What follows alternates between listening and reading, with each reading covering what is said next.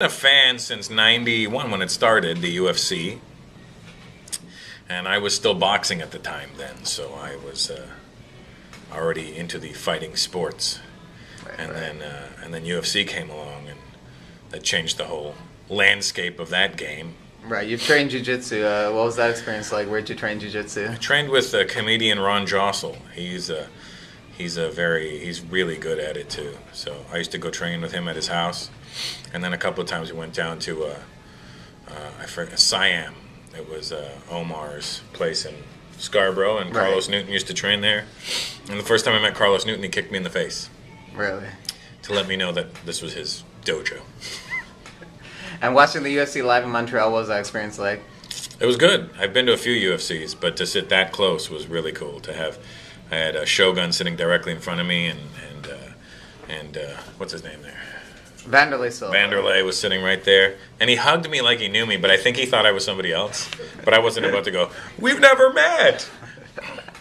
And I don't think he's a fan of my comedy because English, not so much, you know. But who cares? Vanderlei hugged me. Vanderlei hugged you. So 55,000 tickets sold in Toronto. Were you surprised that they sold that many that quickly? I think it's about damn time Ontario got on this thing.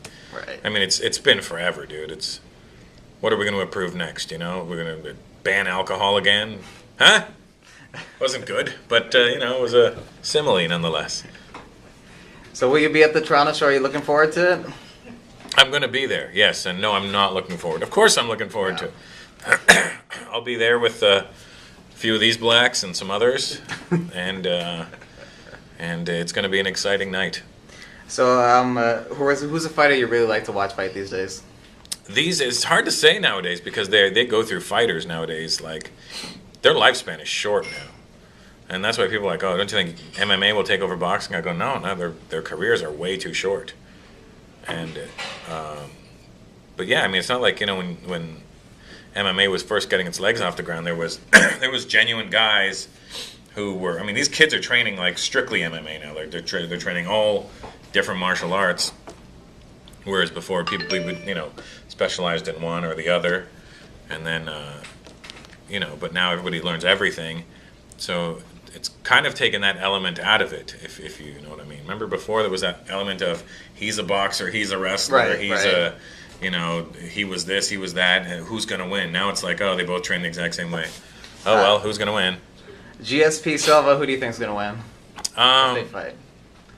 I wouldn't count out GSP in that fight because he changes his training camp every time he's fighting somebody. He changes it according to that fighter.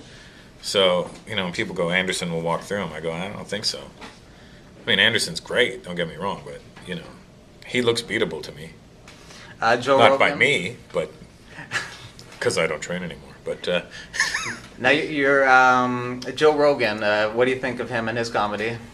Joe's a good friend of mine. I think he's a hilarious guy. And he's really, really smart. Joe's actually one of the most intelligent humans I've met.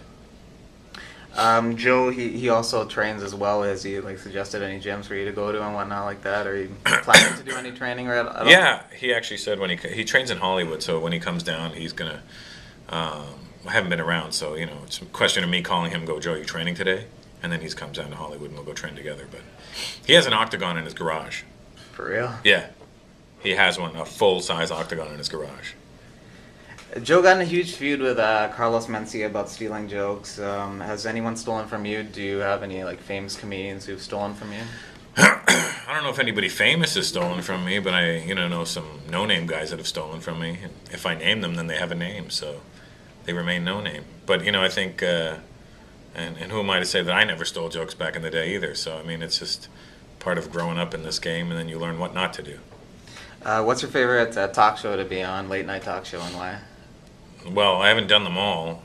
I think I would like to do Letterman because I've never done it, and he's very, very funny. Right. But I don't know if he would. I mean, they've already refused me on Letterman, so. They have. You've just done Leno. I've done Conan. Leno. I haven't done Conan. I've done Leno, Kimmel, Ferguson, Lopez twice.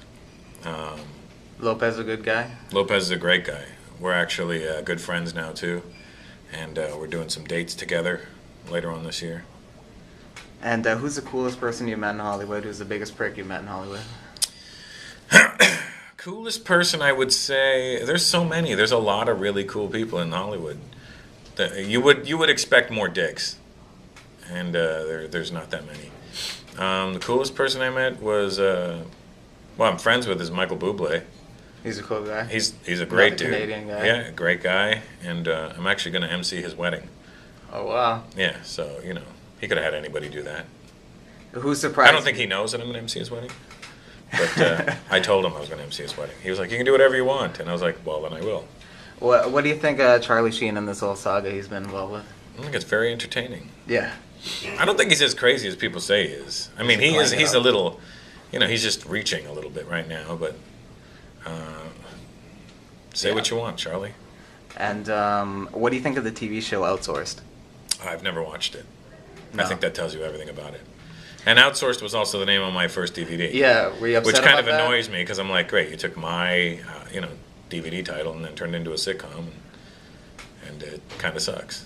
And finally, your sitcom on NBC, when's that coming out, and what else will be looking out? The NBC sitcom is back up in limbo again, so we don't know what's happening with that. But I am the voice, the lead voice on a cartoon for Fox called Rancho Cucamonga. Okay. It's about an Indian family who lives in Rancho Cucamonga, California. And I play the father, Raj Krishnamurthy. And you're in Source Code coming up as well? I'm in Source Code coming up in a couple of weeks. Yeah. With Jake Gyllenhaal. And I'm in a movie called Breakaway that comes out in September. Right. And I'm in a movie called New Year's Eve that comes out in December.